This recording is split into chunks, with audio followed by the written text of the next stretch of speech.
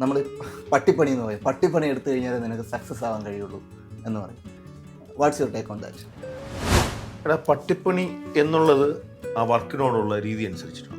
ഇഷ്ടപ്പെട്ട് ചെയ്യുന്ന ഒരു ജോലി ഒരാളുടെ പട്ടിപ്പണിയായിരിക്കും. ഞാൻ 12 മണിക്കൂറൊക്കെ തുറച്ചിട്ട് ക്ലാസ് എടുത്തിട്ടുണ്ട്. എനിക്കൊരിക്കലും അത് ഫീൽ ചെയ്തിട്ടില്ല.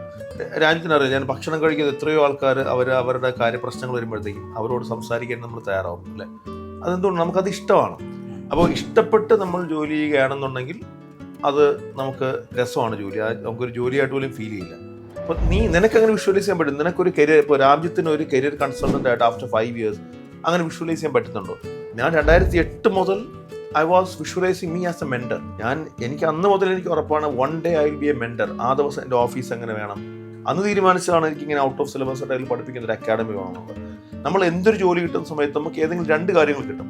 Ather cash, energy. ഇത് രണ്ടും കൂടെ ഒരുമിച്ച് കിട്ടുന്ന ഒരു സ്ഥലത്ത് പോകാൻ പറ്റിയാൽ ഏറ്റവും വെൽ ആൻഡ് ഗുഡ്. എപ്പോഴാണ് പട്ടിപ്പണിയായിട്ട് ഫീൽ ചെയ്യുന്നത്? ഞാൻ കുറേ കഷ്ടപ്പെടുന്നുണ്ട്, എനിക്കതിൽ നിന്ന് ഒരു എനർജിയും കിട്ടുന്നില്ല, എനർജി ഡ്രെയിൻ ആവാണ്, വരുമാനം വരുന്നില്ല. ഞാൻ എത്രത്തോളം എനർജി കൊടുക്കുന്നുണ്ട് അത്രയും വരുമാനം എനിക്ക് പറയുകയാണെന്നുണ്ടെങ്കിൽ എന്തോന്നാണ് പട്ടിപ്പണി? നമ്മളതിനല്ലേ ജീവിക്കുന്നത്, നമ്മൾ ഹാപ്പി ആയിട്ടല്ലേ ജീവിക്കും. അപ്പോൾ അങ്ങനത്തെ ഒരു you have to find your sweet spot.